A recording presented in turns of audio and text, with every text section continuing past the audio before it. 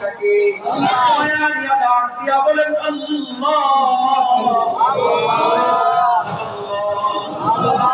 আওয়াজ দিয়া বলেন আল্লাহ। তেজ চুরি করার মানুষ দেন খেল সব ছেড়ে দেন, মালিকের দিকে দেন খেয়াল রাখেন। আজকের রাত হবে মালিকের সাথে প্রেমের রাত, ভালোবাসার রাত। শুধু ভালোবাসা মালিকের সাথে হবে, আর কারোর সাথে হবে না।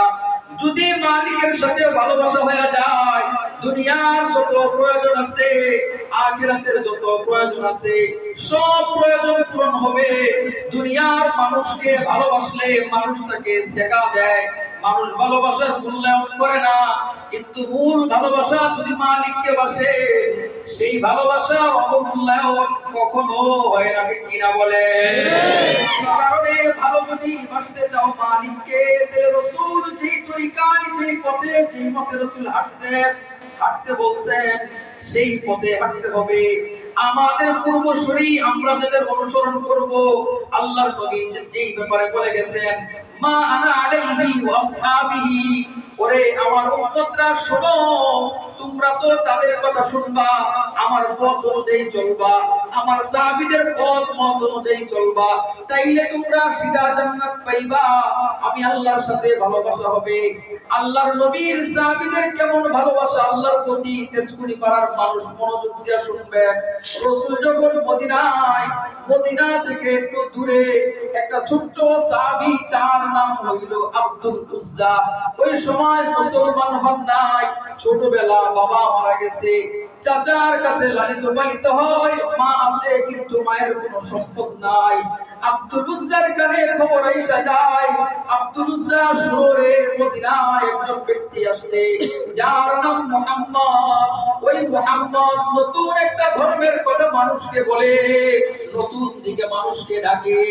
ওই আব্দুল উজ্জার কানে যখন রাসূলের খবর যায়, আব্দুল উজ্জা ইসলাম সম্পর্কে জানার পরে গোপনে চইলা যায়, মদিনায় যাইয়া রাসূলের কাছে ইসলাম গ্রহণ করে ফেলে। সুবহানাল্লাহ।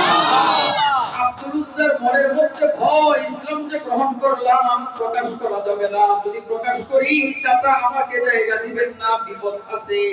আব্দুল উজ্জা গোপনে ইসলাম ধর্ম গ্রহণ করে গোপনে ঘরের মধ্যে থাকে। কিন্তু মনে রাখবেন, দুই জায়গার মধ্যে দুই শ্রেণীর মানুষ কখনো গোপন রাখতে পারে না। এক নাম্বার, সুন্দরী মহিলারা নিজের সৌন্দর্য কখনো গোপন রাখতে পারে না, যে কোনো ভাবেই হোক নিজের সৌন্দর্য প্রকাশ করে দেয়। দ্বিতীয় শ্রেণীর মানুষ হইল যারা ঈমানদার, কখনো নিজেদের ঈমানকে গোপন রাখতে পারে না, যে কোনো জায়গায় যাবে নিজের ঈমানের আগুন দাউ দাউ করে জ্বলতে থাকবে, ঠিক কিনা বলে? আব্দুল্লাহ, ওই যখন আব্দুল উজ্জা মুসলমান হয়ে যায়, আল্লাহর নবী বলেন, শোনো, আজকে থেকে তোমার নাম আব্দুল উজ্জা না, তুমি মুসলমান হইছো কালিমা কইরা, তোমার নাম হইল আব্দুল্লাহ। সুবহানাল্লাহ। চাচার ঘরের মধ্যে থাকে, মা তার গরিব কোনো কিছু দিতে পারে না, চাচাই সবকিছু দেয়। একদিন এইভাবে কথা চলে, আব্দুল্লাহ নিজের ঈমানের কথা গোপন রাখতে পারে না, প্রকাশ হয়ে গেছে। চাচাই বলে, কিরে আব্দুল উজ্জা, তুই দেখি মুসলমান হয়ে গেছো, আমাদের ধর্ম চাইরা তুই কোথায় গেলি? এবার চাচাই ক্ষিপ্ত হয়ে যায়, বলে, তোর কাছে দুইটা অপশন থাকবে, যদি তুই মুসলমান থাকোস তাইলে আমি তোর সম্পদ দিব না, খাবার দাবার কিচ্ছু দিব না, ঘর থেকে বের করে দিব। যদি তুই আমার ধর্মের মধ্যে আবারও ফিরে আসোস তাইলে তোর সবকিছু দিব, এবার সিদ্ধান্ত নে। আব্দুল্লাহ বলেন, চাচা রে শুনেন, যদি আপনি আমার হত্যাও করে ফেলেন, আমার যদি সব নিয়ে যান, ছিন্ন বিচ্ছিন্ন যদি করে ফেলেন, তবুও আমি আব্দুল্লাহ আল্লাহ এবং তার রাসূলকে ছাড়ব না। সুবহানাল্লাহ। কেমন করে বললে জানি তেজকুনি পাড়ার মানুষ বুঝবে। এইভাবে বলার পরে চাচা নির্মমভাবে আব্দুল্লাহর গায়ে বারবার আঘাত করতেছে, বারবার মারতেছে। আব্দুল্লাহ কান্দে, কিন্তু ইসলাম ছাড়ে না, ইসলাম ছাড়ে না, মার খায়। মা দূর থেকে দাঁড়ায় দাঁড়ায় কান্দে, সাহস করে না তাকে ধরার জন্য। আব্দুল্লাহকে মারতে মারতে চাচাই বলে, আব্দুল্লাহ যে তুই ইসলাম ছাড়বি না, তাহলে তোকে বাড়ি থেকে বের করে দিব, তবে তোর গায়ের যে পোশাক এগুলো আমার দেওয়া পোশাক, আমার সম্পদের পোশাক, পোশাকও তোরা নিতে দিব না আব্দুল্লাহ, পোশাকগুলো খুইলা রাইখা যা। চাচাই জোর কইরা আব্দুল্লাহর পোশাকগুলো খুলে ফেলে আব্দুল্লাহ উলঙ্গ হইয়া সামনের দিকে অগ্রসর হয়, নিজে লজ্জিত হয়, তবুও মালিককে ছাড়ে নাই। এইভাবে আব্দুল্লাহ যায় মায়ের কাছে, যাইয়া বলে, মা কিচ্ছু দেওয়া লাগবে না, আমার একটু কাপড় দেন যাতে আমি সতরটা রাখতে পারি। মা কান্দে, ঘরের ভিতর থেকে পুরান একটা কম্বল আব্দুল্লাহকে দেয়। আব্দুল্লাহ কম্বলটারে দুইটা টুকরা করে, একটা টুকরা দিয়া নিজের সতরটারে ঢাকে, আর একটা টুকরা দিয়া নিজের শরীর ঢাকে। এই কারণে আব্দুল্লাহর নাম হয়ে গেছে আব্দুল্লাহ যুল বিজাদাইন। বলে আব্দুল্লাহকে বলা হয় দুই কম্বলওয়ালা, দুই কম্বলের টুকরাওয়ালা। এই আব্দুল্লাহ নিচে ঢাকছেন একটা কম্বলের টুকরা দিয়া, উপর ঢাকছেন আরেকটা টুকরা দিয়া। আব্দুল্লাহ সব ছেড়ে দিছে, তবু আল্লাহ এবং তার রাসূলকে ছাড়ে নাই। খুশি মনে দুঃখ সব ভুইলা সোজা চইলা গেছে রাসূলুল্লাহর কাছে। আব্দুল্লাহ যখন দুইটা কম্বলের কাপড় নিয়া আসতেছে রাসূলের কাছে, রাসূল দূর থেকে দেখা মুস্কি মুস্কি হাসে। রাসূলকে সাহাবায়ে কেরাম জিজ্ঞেস করেন, ইয়া রাসূলুল্লাহ কেন আপনি হাসেন? রাসূল বলে, জানো রে আমার সাহাবী, আমার কাছে আমার আব্দুল্লাহ আসতেছে। সুবহানাল্লাহ। আব্দুল্লাহ এসে যায় রাসূলুল্লাহর কাছে, আয়েশা বলে, ইয়া রাসূলুল্লাহ সব ছেড়ে আইসা পড়ছি, দুইটা কম্বলের টুকরা দিয়ে নিজের শরীর রাখছি। আল্লাহর নবী বলে, আব্দুল্লাহ আমি বুঝছি তোমার যাওয়ার কোথাও লাগবে না, আমার মসজিদে নববীর দক্ষিণ পাশে আসহাবে সুফা, তুমি ওই সুফার সদস্যদের সাথে থাকবা। আব্দুল্লাহ তোমার এইখানে থাকা খাওয়ার ব্যবস্থা হবে। আব্দুল্লাহ ওই যে ভিটা মাটি দূর থেকে যে মুসলমানরা আইসা রাসূলের দরবারে পড়ে থাকতেন, ওই সাহাবীদের সাথে আব্দুল্লাহ দিন কাটাইতেছে। একদিন আব্দুল্লাহ ওইখানে আসহাবে সুফা মদিনার মসজিদে, রাসূলের মসজিদে পয়সা জুড়ে জুড়ে কোরআন তেলাওয়াত করে সব সময়। উমর একদিন পাশে নামাজ পড়ে, উমরের নামাজে ডিস্টার্ব হইছে। উমর আব্দুল্লাহ বলছে, আব্দুল্লাহ আস্তে পড়ো, আমার নামাজে ডিস্টার্ব হয়। কিন্তু আব্দুল্লাহ আস্তে পড়ে না, আব্দুল্লাহ জোরে পড়ে, কেননা সে অন্যরকম হয়ে গেছে।